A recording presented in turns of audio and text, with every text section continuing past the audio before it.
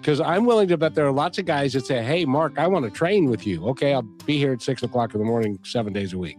Yeah. Can I do 5?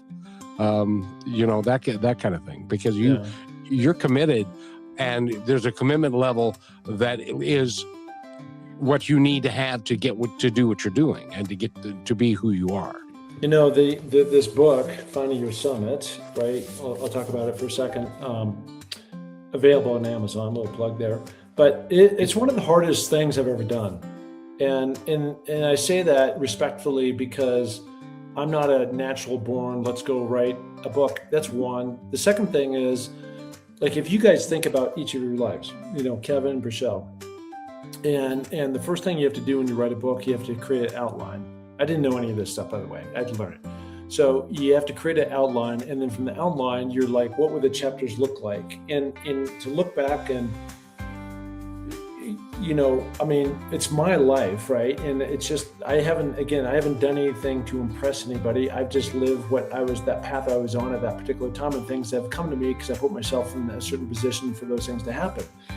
And so what would anybody else, what, Brichelle, would you think was interesting if I wrote about, a chapter on this or that? And what could be relatable, and what are the lessons? And what I really tried to lean into is really what the subtitle is here. I'm going to read it.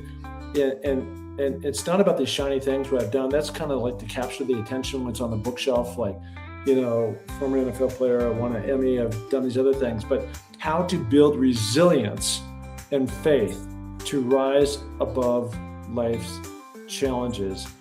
I can tell you right now, honestly, that, you started off with this very kind intro of some of the things I've done and been able to achieve.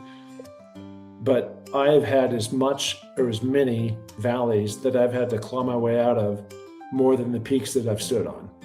And that's just straight up, and that's honest.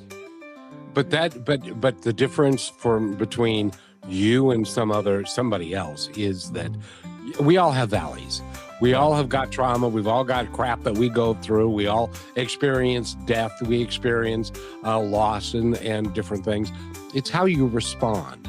And you responded like a champion because that's who you are. That's who you, and it isn't because, and correct me if I'm wrong, but it isn't because you were gifted that. It's because you decided to be a champion. Yeah, this is a good story for you. Brichelle, you probably don't know who I'm going to talk about, but Kevin, I believe you will. So one of my closest friends is Hugh Mellon.